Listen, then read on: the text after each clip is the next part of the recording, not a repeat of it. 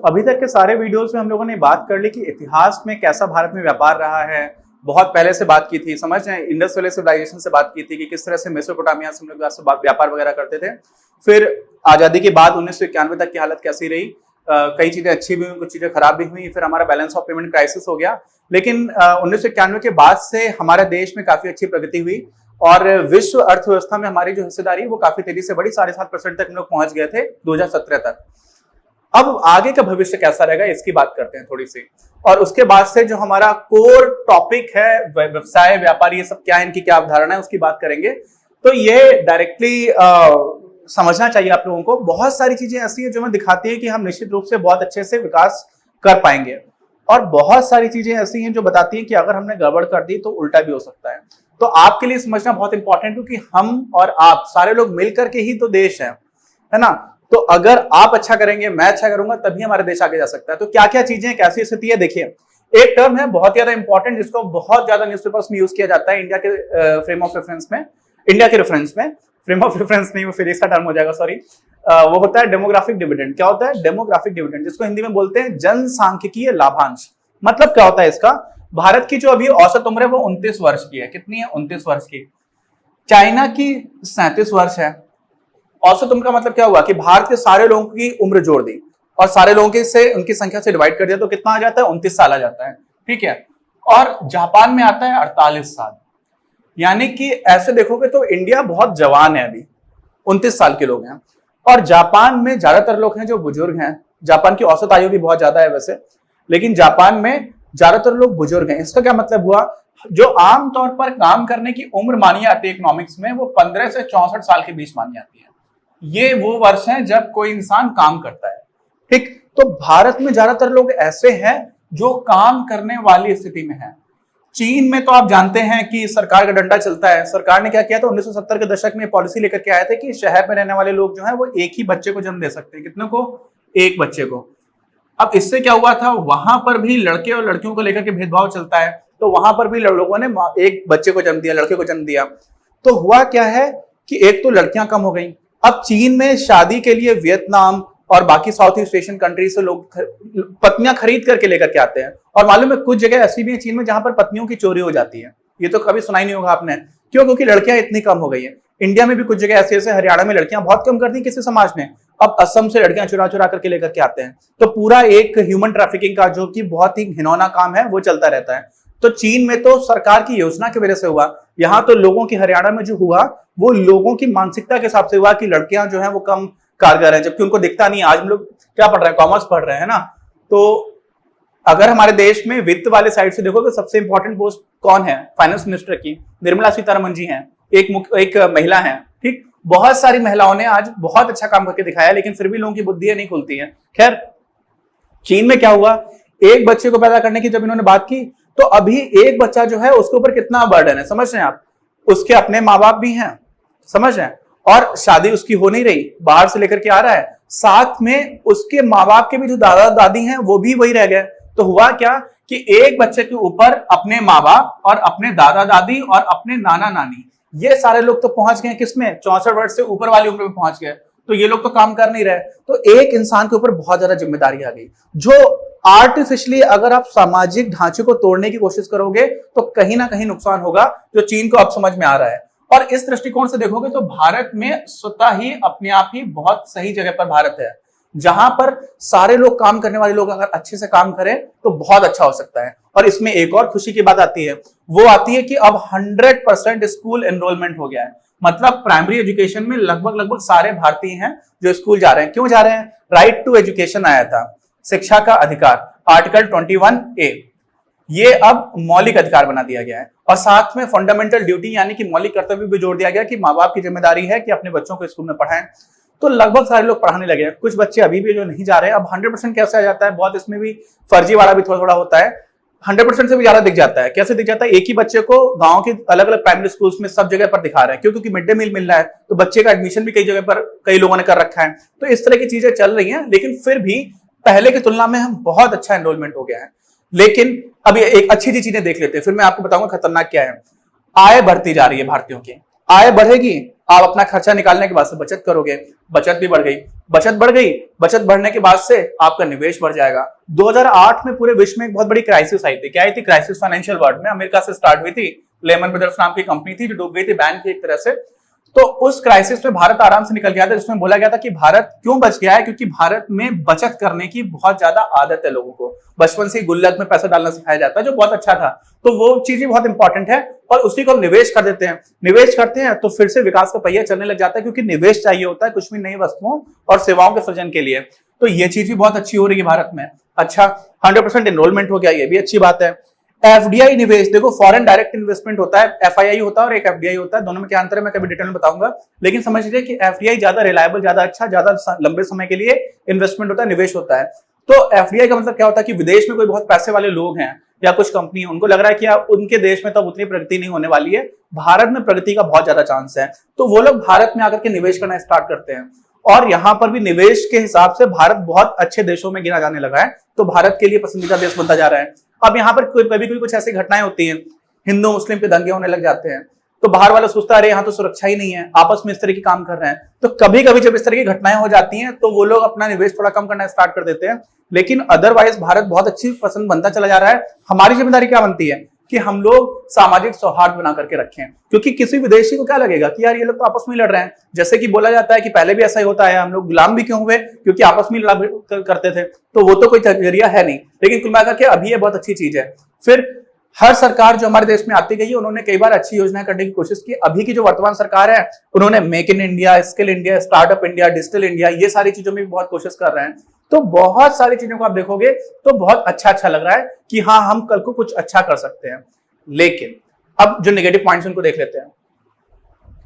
Enrolment तो 100% हो गया, लेकिन अभी भी आज के टाइम पर 33% इंजीनियर्स ऐसे हैं जो बेरोजगार हैं। मतलब क्या हुआ कि उनके पास इंजीनियरिंग डिग्री है लेकिन उनको नौकरी कहीं पर भी नहीं मिली, कहीं पर भी नहीं।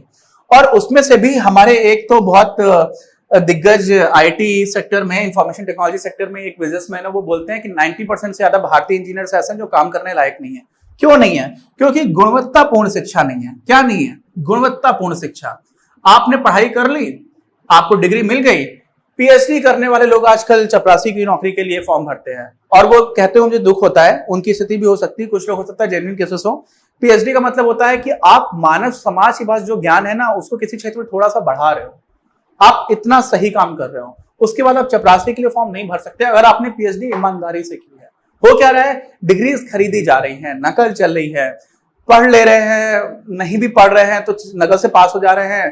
पूरा एक सड़ा गला सिस्टम बना हुआ है, सबको डिग्री दी जा रही है। अब डिग्री मिलने के बाद उससे होता क्या है, लोगों को लगता है कि अरे हमने तो पढ़ाई लिखाई कर ली है और अब तो हम छोटा काम कर नहीं सकते, तो छोटा काम वो देखेंगे नहीं, बड़े काम के लायक है नहीं, तो हो जाती है बेरोजगारी। उससे नुकसान होता है। नुकसान क्या होता है? क्योंकि अब बढ़ता है क्राइम, अपराध। उनको लगता है कि मेरे पास तो डिग्री है, मुझे अच्छा जॉब मिलना चाहिए, मुझे मिल नहीं रहा, फिर वो क्राइम्स भी करते हैं। और वहां पर कई बार सरकार की तरफ से भी कमियां आती हैं, हमारी आर्थिक योजनाएं कैसी नहीं उसको भी देखा जाता है। जॉबलेस ग्रोथ कहा जाता है कई बार कि ग्रोथ तो हो रही है लेकिन जॉबलेस ग्रोथ है, लोगों को रोजगार नहीं मिल रहा। और आप समझिए कि भाई पूरा शहर चमचमा रहा हो, पूरा शहर, ठीक है, दिवाली है, सारे लोगों के यहाँ झालरें लगी हुई हैं, सब लोग मिठाई खा रहे हैं और आपके घर में खाने को नहीं है। समझ रहे हैं आप? थोड़ा स्थिति सोचिए, आपको फर्क नहीं पड़ता। देखिए, जब तक जो हकीकत है वो यही है कि सारा शहर खुश हो, मुझे बहुत अच्छा लगेगा, लेकिन मेरे घर में खाने के लिए तो हो। मैं भूखे पेट बैठा हूं और पूरे शहर में सारे में खुशियां बांटी जा रही हैं। ऐसा ही समझिए, अर्थव्यवस्था कहने को तो तेजी से बढ़ रही है, कुछ कुछ बिजनेसमैन के पास बहुत पैसा आता जा रहा है, लेकिन मेजॉरिटी के पास तो जॉब ही नहीं है। तो उनको फिर क्या लगता है? उनको लगता है ये तो छलावा हो रहा है, तो वहां से भी क्राइम बढ़ता है। और क्राइम जहां पर बढ़ता है वहां पर क्या होता है? वहां पर वो देश पीछे हो जाता है, एफडीआई भागने लग जाती है, दंगा होने लग जाता है, पैसे से भी ज्यादा महत्वपूर्ण बहुत सारी चीजें हो जाती हैं फिर एक टाइम पर। जैसे कोई कितना भी पैसे वाला इंसान हो, उसके हालत खराब हो जाए, हेल्थ खराब है तो कुछ फायदा नहीं। ऐसे ही पता चला कि दंगे में मर गया, पता चला कि उसके उस चोरी चपाटी कर ली गई, असुरक्षा की भावना में आप जी रहे हो, है ना। जब हम लोग गरीबी को डिफाइन करते हैं, कक्षा 11 में अर्थशास्त्र में पढ़ते हैं, तो गरीबी की बहुत सारी डायमेंशंस होती है, बहुत सारी बीमाएं होती हैं। उनमें यह भी बीमा होती है कि आपको असुरक्षा की भावना तो नहीं है। और अगर इस तरह का असुरक्षित समाज है तो पैसे होने के बाद भी आप गरीब हो, समझ लो ना। तो बहुत सारी चीजें अच्छी भी है, बहुत सारी चीजें खराब भी हैं। हम पर डिपेंड करता है, आप पर डिपेंड करता है। मुझे आप लोगों की जनरेशन से बहुत ज्यादा उम्मीद है, जो लोग बड़े हैं उन्होंने अपना काम कर दिया, अब हमारी जिम्मेदारी बनती है। तो हम लोग बहुत अच्छे से, we are well placed to grow, हमारी बहुत अच्छी है, हमारे पास सारी कंडीशंस फिटेबल हो रही हैं, लेकिन हमें जरूरत है मेहनत करने की, काम करने की और अपने देश को ऊपर ले जाने की। चलिए अब इसी के साथ स्टार्टिंग किसकी करेंगे, जो हमारा कोर टॉपिक है वो यहां से स्टार्ट होगा। उसके पहले का ये सब थोड़ा डिस्कशन था कर लिया, भूमिका बनी, आप समझ जाओ। सेक्शन फर्स्ट हमारा पहले चैप्टर का कंप्लीट हुआ है। सीधे तौर पर कॉमर्स के पॉइंट ऑफ व्यू से उतना इंपॉर्टेंट नहीं है जो हमारे आगे के कॉन्सेप्ट्स आएंगे, ऐतिहासिक दृष्टि से इंपॉर्टेंट था, लेकिन ओवरऑल जो आपकी समझ है उसके लिए बहुत महत्वपूर्ण था ये सारा पोर्शन। ठीक है, तो इसको हम लोगों ने देख लिया है। अब आगे बढ़ते हैं। आगे बढ़ने वाले में हम लोग क्या करेंगे, जो हमारा मेन कोर्स, जो एकदम कोर बोला जाता है ना, जब खाना खाने आते हैं कुछ कुछ रेस्टोरेंट्स में, तो पहले होता है कि आप स्टार्टर देते हो, फिर उसके बाद से मेन कोर्स खाते हो, फिर बाद में डेजर्ट खाते हो। तो ये मेन कोर्स जो हमारा है वो स्टार्ट होने वाला है, इसको देखते हैं। तो अब हम लोग पहुंच जाते हैं अपने सब्जेक्ट का जो कोर पॉइंट है, व्यवसाय, इसकी बात करने के लिए। बहुत ही आसान है अभी, और जैसे हम लोग इसको इंग्लिश में क्या बोलते हैं आपको पता है, व्यवसाय को हम लोग इंग्लिश में बोलते हैं बिजनेस। ठीक है, बिजनेस। लेकिन हम लोग ध्यान नहीं देते हैं, खुशी समझते हैं किसको बोलते हैं, खुशी की इंग्लिश क्या होती है, हैप्पीनेस। तो हैप्पी मतलब होता है खुश, और हैप्पीनेस मतलब हो जाता है खुशी। ऐसे ही कोई व्यस्त रहता है इंसान तो उसको क्या बोलते हैं, बिजी, और व्यस्तता को ही बोल देते हैं बिजीनेस। ठीक है, लेकिन शायद आपने इस तरह से सोचा नहीं होगा कि अच्छा बिजनेस मतलब व्यस्तता होती है क्या, तो व्यस्तता से ही इसका संबंध है। अब आज के जो परिदृश्य है उसमें इसका जो अर्थ है वो कैसे निकाला जाता है, वो माना जाता है कि लाभार्जन, लाभार्जन समझ रहे हैं, लाभ का अर्जन, पैसा कमाने के उद्देश्य से आप अगर उत्पादन कर रहे हो कुछ वस्तुओं का, सेवाओं का, क्रय विक्रय कर रहे हो कुछ वस्तुओं सेवाओं का, क्रय मतलब खरीदा, विक्रय मतलब बेच दिया, तो आपने कम पैसे में खरीदा, ज्यादा में बेचा, सारे दुकानदार यही काम करते हैं, है ना। और उसके बाद से विनिमय मतलब आपने एक्सचेंज किया, आपने कुछ बनाया और किसी और ने कुछ बनाया है, तो आपने अदला बदली कर ली, क्योंकि आपको उसका सामान चाहिए, अपना सामान आपको उसको देना है। तो ये सारी तीनों चीजें हो रही हो किन किन में, वस्तुओं में और सेवाओं में, तो उसको हम लोग बोल देते हैं क्या, बिजनेस। ठीक, क्या किया आपने, उत्पादन किया, क्रय विक्रय किया, या फिर उसका विनिमय किया, एक्सचेंज किया। किन किन का किया, वस्तुओं का और सेवाओं का। और ये क्यों किया, हम लोगों ने बात की थी, क्यों इसलिए किया, क्योंकि मनुष्य की आवश्यकताएं बहुत सारी असीमित हैं, और उन आवश्यकताओं को पूरा करने के लिए मनुष्य कई तरह के काम करता है, बहुत सारी तरह की क्रियाएं करता है, उनकी संतुष्टि के लिए अनेक प्रकार की क्रियाएं। अब कुछ को हम लोग बोल देते हैं इकोनॉमिक एक्टिविटीज, और कुछ को बोल देते हैं non economic activities. Non economic मतलब अनार्थिक, इकोनॉमिक मतलब आर्थिक। आर्थिक का मतलब सिर्फ ऐसा है यार कि कोई भी ऐसी गतिविधि जिसके बदले में आपको पैसा मिल रहा हो, पैसे की तुलना हो पा रही है और पैसा आपको मिल रहा है, तब उसको बोलते हैं आर्थिक। जैसे रोटी है, क्या है, खाना है, खाना ही समझ लो यार, लंच है। लंच आपने अपने घर पे किया, तो आपने आपकी माँ ने खाना बनाया, तो आप अपनी माँ को पैसे तो दिए नहीं, तो घर पे जो माँ हमारी काम कर रही है उस काम की डेफिनेटली वैल्यू है हमारे जीवन में आवश्यकताओं की पूर्ति के लिए, और बहुत जरूरी काम है, खाओगे नहीं तो मर जाओगे, है ना। लेकिन हम उनको कुछ पैसे नहीं दे रहे हैं, तो हम उसको आर्थिक गतिविधि नहीं मानते। उन्होंने मेहनत की है, और अर्थशास्त्र में तो हम उसको श्रम भी नहीं मानते हैं। तो अपनी मम्मी को बोलो कि माँ नाराज हो जाएंगे, मारेंगे वो उठा करके क्योंकि हम बोलेंगे आपने तो मेहनत ही नहीं की। अर्थशास्त्र के हिसाब से श्रम उसको नहीं बोला करते हैं, तो आर्थिक गतिविधि नहीं है अगर वही चीज घर में हो रही है। लेकिन आप लंच जाकर के होटल में कर रहे हो, किसी रेस्टोरेंट में कर रहे हो, तो क्या वो आर्थिक गतिविधि होगी, हो जाएगी। सेम गतिविधि, क्यों, क्योंकि आप वहां पर पैसे दे रहे हो। तो अगर कोई भी काम इस तरह से किया जा रहा होता है ना, जिसमें हमें पैसा मिल रहा होता है, तो पैसा सबसे इंपॉर्टेंट एस्पेक्ट हो जाता है आर्थिक गतिविधियों का। आप पैसे के बदले में कोई चीज दे रहे हो, कोई सेवा दे रहे हो, कोई वस्तु दे रहे हो, कुछ भी दे रहे हो, तो वो किसके बदले दे रहे हो, पैसे के बदले में, तो हो जाती है आर्थिक। अच्छा, अनार्थिक में क्या होता है, कई बार ऐसा होता है कि आपका किसी से लगाव है, कोई भावना है, सहानुभूति है, देशभक्ति है, इस तरह की भावनाओं के वशीभूत आप कुछ काम करते हो ना, उसमें आपको पैसा नहीं मिल रहा है। जैसे मान लीजिए कोई थोड़ा सा परेशान इंसान है, आप उसकी मदद कर दे रहे हो, आप बैंक में गए, आप कॉमर्स के स्टूडेंट हैं, बहुत सारे लोग अपने, मैंने देखा है, बचपन से देखा है कि बहुत सारे लोग ऐसे आते हैं बैंक्स में जिनको जमा पर्ची भरने में दिक्कत हो रही होती है, पैसे निकालने की पर्ची भरने में दिक्कत हो रही होती है। तो आप अगर उनकी मदद कर रहे हो, उनसे आप पैसे तो ले नहीं रहे हो, तो आप उनकी मदद कर रहे हो सहानुभूति के लिए, है ना। ऐसे आपको कोई थोड़ा परेशान व्यक्ति या दिव्यांग, जिसको बोलते हैं आज विकलांग व्यक्ति है, उसको आपने सड़क क्रॉस करा दी, तो ये सब आप क्यों करते हो, सहानुभूति है। ऐसे ही बहुत सारे आप ऐसे काम करते हो जिससे आपकी संतुष्टि आपको मिल रही होती है, लेकिन उसके बदले में पैसा नहीं मिलता, तो उनको हम लोग बोल देते हैं अनार्थिक गतिविधियां। अच्छा, तो जो व्यवसाय है ना, वो एक तरह की आर्थिक गतिविधि है। क्या है, एक तरह की। बाकी क्या क्या है, बाकी आपका आ जाता है प्रोफेशन। अब प्रोफेशन का हिंदी में वास्तव में शब्द हमारी किताब में धंधा दे रखा है। अभी जब आप इसको पढ़ेंगे तो आपको समझ में आ जाएगा, क्योंकि कई लोग पूछते हैं धंधा क्या कर रहे हो, काम धंधा कैसा चल रहा है, तो काम धंधा को भी व्यवसाय से जोड़ करके देखते हैं। इसलिए प्रोफेशन यहाँ पे ज्यादा सही है। उसको हिंदी में उतना अच्छे से शब्द हमको नहीं मिला, लेकिन अभी के लिए आप मान लीजिए कि किताब में वही दे रखा है, तो हम लोग प्रोफेशन को धंधा बोलेंगे। और तीसरा होता है एम्प्लॉयमेंट, रोजगार।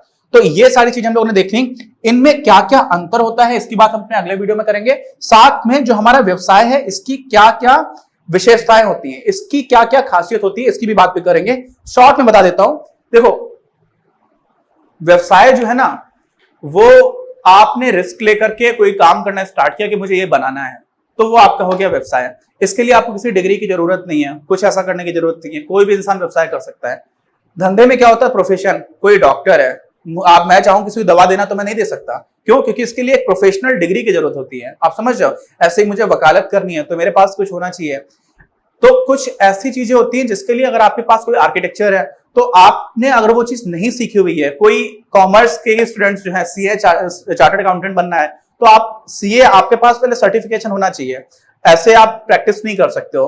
तो अगर आपको इस तरह की जरूरत होती है तो उसके लिए उसको हम बोल देते हैं प्रोफेशन। और एम्प्लॉयमेंट क्या होता है, एम्प्लॉयमेंट किसी भी तरह का काम जो आप किसी और के यहाँ पे जाकर के कर रहे हो, आप खुद से चीजें नहीं बना रहे हो, किसी कंपनी में काम कर सकते हो, सरकार के एम्प्लॉय हो सकते हो, कोई आदमी प्रोफेशन चला रहा है उसके यहाँ पर भी आप काम कर सकते हो। जैसे डॉक्टर्स होते हैं, उनका कंपाउंडर रहते हैं, कंपाउंडर भी एक तरह से प्रोफेशन ही आ जाएगा, लेकिन उसके बाद से रिसेप्शन में किसी को बैठा रखा है।